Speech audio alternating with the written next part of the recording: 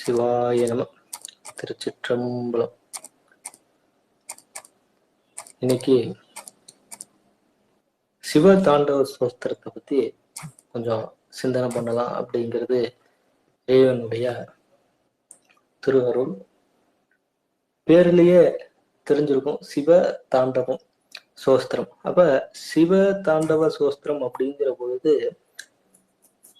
சிவபெருமான் ஆடக்கூடிய அந்த நடனம் இருக்கு இல்லையா, அந்த நடனத்தை குறித்த ஒரு பாடல் தான் இந்த, அதாவது ஒரு சோஸ்திரம் தான் இந்த சிவ தாண்டவ ஸ்தோத்திரம்ங்கிறது. சரி, இந்த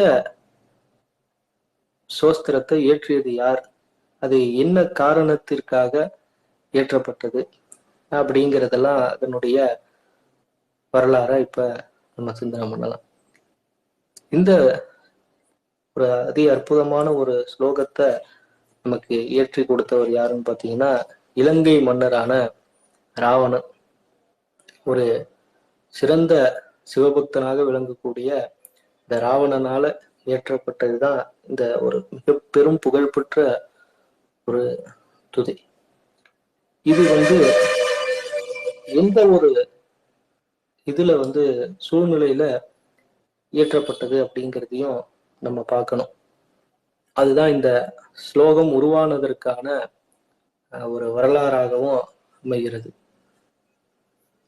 எல்லாருக்குமே காலங்கள்ங்கிறது உண்டு. அது நல்ல காலமும் உண்டு, கெட்ட காலமும் உண்டு. நல்ல காலங்கள் நமக்கு இருக்கிற வரையும் நல்லது எல்லாம் ரொம்ப அருமையா வேலை செய்யும், நல்லது எல்லாமே நடக்கும். அப்படியே மாத்தி கெட்ட காலங்கள் வரும்பொழுது நம்முடைய எண்ணங்களும் செயல்களுமே நம்மளை மீறி நம்ம கைவசம் இல்லாத, நம்மளை தவறான பழிக்கு ஒரு வழியில அழைத்து செல்லக்கூடிய வகையில தான் அமையும். அப்படிப்பட்ட ராவணனுடைய ஒரு கெட்ட காலம் வரும்பொழுது ராவணன் செய்த பல தவறுகள் இருந்தது. அதுல ஒரு தவறு என்னன்னா, தன்னுடைய புஷ்பக விமானத்தை கைலாய மலையை நோக்கி எடுத்துட்டு போக வச்சது. அப்ப என்னன்னா, ராவணன் இலங்கைக்கு போற வழியில கைலாய மலை இருந்தது. அப்பவே எல்லாரும் சொன்னாங்க, இந்த கைலாய மலை கிட்ட எதுவும் இது பண்ணாத, ஏன்னா ஈசன் இருக்கிற இடம்னு. ஆனா அந்த ஒரு சூழ்நிலை, வேற என்ன பண்ண முடியும்? அதனால ஏன்னா ராமரால வதம் பண்ணப்படணும் அப்படிங்கிறது விதி. அப்ப நம்ம வேற என்ன பண்றது? இதுக்கு வேற ஒன்றும் பண்றதுக்கு இல்லை. அதனால ராவணன் போகும்போது இந்த கைலாய மலை இருக்க உடனே, இந்த கைலாய மலையவே நான் பெயர்த்து எடுத்துடுறேன் அப்படின்னு சொல்லிட்டு ஒரு அவசரத்துல என்ன பண்ணிட்டேன்னா, பெயர்க்க போகக்கூடிய ஒரு சமயம் லேசா கையை வச்சு கைலாய மலைய தூக்கலாம் அப்படின்னு சொல்லிட்டு கைலாய மலையை அசைச்சி பார்க்கிற போது உமாதேவியும் சுவாமியும் இருக்கிறாங்க. அப்போ உமாதேவி ஈஸ்வரனை பார்க்க, கைலாய மலையவே ஒருத்த பெயர்க்கிற அளவுக்கு முற்படுறான், நீங்க இன்னும் பார்த்துட்டு சும்மா இருக்கிறீங்களே அப்படின்னு கேட்ட மாதிரி ஒரு பார்வை. அதாவது சொல்லுவாங்க இல்லையா, கண்களாலேயே பேசி கொள்வாங்க, மொழி தேவையில்லை அப்படின்னு சொல்லிட்டு. அது போல அம்பாள் சுவாமியை பார்த்தாங்களாம். எப்படின்னா, அதாவது நம்ம இடம் கைலாயம், உங்களுடைய இடம், இந்த இடத்துல ஒருத்த இந்த கைலாய மலையை இது பண்றான், நீங்க பார்த்துக்கிட்டு சும்மா இருக்கீங்களே அப்படிங்கிற மாதிரி அம்பாள் சுவாமிய பாக்குறாங்களாம். இவருக்கு புரிஞ்சிச்சு அந்த பார்வையினுடைய அர்த்தம். அப்ப என்ன பண்ணாருன்னா, அந்த தன்னுடைய வலது காலினுடைய பெருவரலை அப்படி லேசா ஒரு அசைச்சாராம் சர்வேஸ்வரன். அப்ப என்ன ஆச்சுன்னா, 20 கைகளும் பாத்தீங்க அப்படின்னாக்கா இதுல கைலாய மலைக்கு அடியில மாட்டிக்கிச்சு. 20 கையும் அடியில மாட்டின உடனே அதை எப்படியாவது இது பண்ணி எடுக்கலாம் அப்படின்னு சொல்லிட்டு முயற்சி பண்றான், ஒண்ணும் முடியல. அப்புறம் இப்படியே பல ஆண்டுகள், அதாவது பல ஆண்டுகள்னா பல நூற்றாண்டுகள் அப்படியே இதுலயே அழுதுகிட்டே இருக்கானா, நான் தெரியாம பண்ணிட்டேன், தப்பு பண்ணிட்டேன்னு சொல்லி எவ்வளவு சொல்லியும் ஒன்றும் இது பண்ண முடியல. சிவபெருமான் அந்த கால் விரலை வச்சு அழுத்தினது அப்படியே இருக்குது. இப்படி என்னடா இது இந்த மாதிரி இருக்கு அப்படின்னு சொல்லிட்டு ரொம்ப வருத்தத்துல கண்ணீர் விட்டு அழுகுறான், கதறான், எல்லாம் பண்றான் ராவணன். அப்ப அந்த பக்கமா வராரு நம்ம வாகீச மாமுனிவர். அவருக்கு யாரா இது, கைலாயத்துல எல்லாரும் மகிழ்ச்சியா இருப்பாங்கன்னு பேரு, இங்க ஒருத்தன் அழுதுகிட்டு இருக்கானே அப்படின்னு சொல்லிட்டு பார்க்கிற பொழுது பார்த்தா, கிட்ட போய் பார்க்கும்போது ராவணன். பார்த்தா கைலாய மலைக்கு அடியில கை மாட்டிக்கிட்டு அழுதுகிட்டே இருக்கிறான். அப்ப போயிட்டு கேக்குறாரு, ஏன்பா என்ன ஆச்சு, ஏன் இந்த மாதிரியான நிலைமையில நீ இருக்கிற அப்படின்னு சொல்லி கேட்கும்போது, அப்ப ராவணன் வந்து தன்னுடைய ஏன் இந்த மாதிரியான ஒரு செயல் நடந்தது அப்படிங்கிறத சொல்றான்.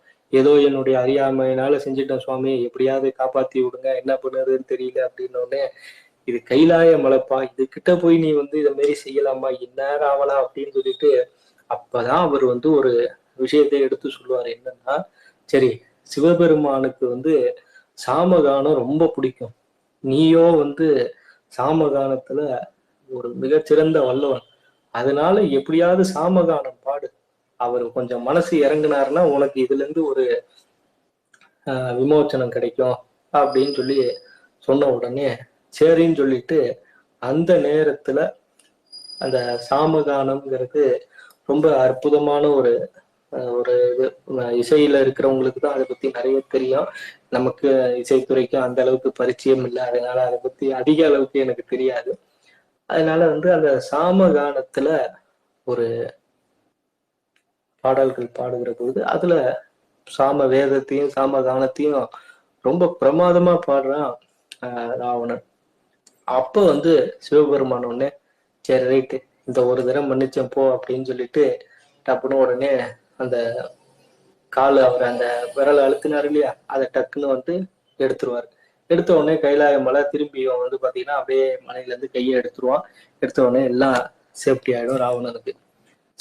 அப்ப வந்து இவனுடைய அந்த சாம கானத்துல சுவாமி வந்து ரொம்ப மெய்மறந்து போயிட்டு தன்னுடைய சந்திரகாசம் வாளை வந்து பரிசாக கொடுப்பார். அந்த சந்திரகாசம்ங்கிற வாள் வந்து சிவபெருமான் வச்சிருந்த வாள், அந்த வாளை வந்து பரிசாக கொடுப்பாரு, இது உனக்கு போருக்கு தேவைப்படும், வச்சுக்கோ அப்படின்னு சொல்லிட்டு. அப்ப அந்த சந்திரகாச வாளை வாங்கிட்டு இறைவனுடைய பெருங்கருணையை வந்து வியந்து பாடக்கூடிய ஒரு ஸ்லோகமாகத்தான் இந்த சிவதாண்டவ ஸ்தோத்திரமானது அமைகிறது.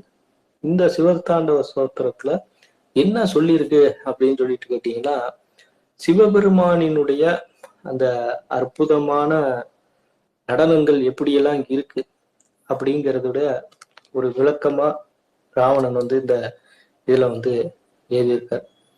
ரொம்ப அருமையான ஒரு ஸ்லோகமாக இந்த ஸ்லோகமானது அமைந்திருக்குது.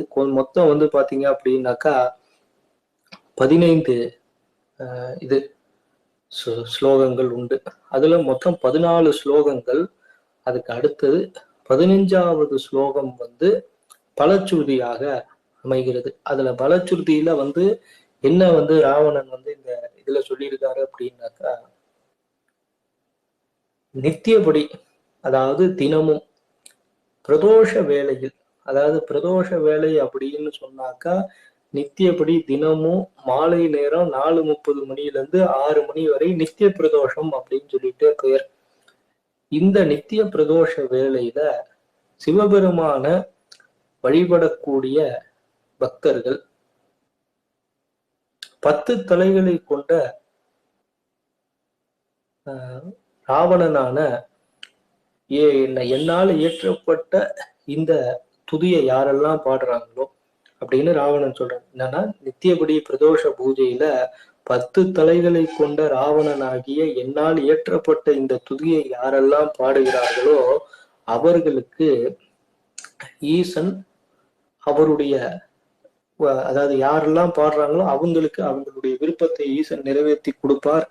அது மட்டும் இல்லாம தன்னுடைய பரிபூரண அருளை வந்து வாரி வழங்குவார் அப்படின்னு சொல்லிட்டு ஈசனை சேர்ந்தவர்கள், அதாவது என்ன அப்படின்னாக்கா இந்த சொல்றாங்க இல்லையா, அம்பாள், விநாயகர், சுப்பிரமணியர், பெருமாள், மகாலட்சுமி, இவங்க எல்லாருமே வந்து பாத்தீங்க அப்படின்னாக்கா சிவபெருமான போற்றி புகழ்ந்து பாடுறதுனால அவர்கள் எல்லாமும் அருள் கொடுப்பாங்களாம் அப்படின்னு ராவணன் வந்து இந்த சோஸ்திரத்துல 15வது இந்த சிவதாண்டவ சோஸ்திரத்துல 15வது பாடல் வந்து பலச்சுருதியாக அமைஞ்சிருக்கு. அந்த பலச்சுருதினா என்னன்னா, இத படிச்சா என்ன கிடைக்கும், இதனுடைய பலன் என்னன்னு சொல்றதுதான் அந்த பலச்சுருதிங்கிறது. அந்த பலச்சுருதியில இத சொல்லியிருக்காரு.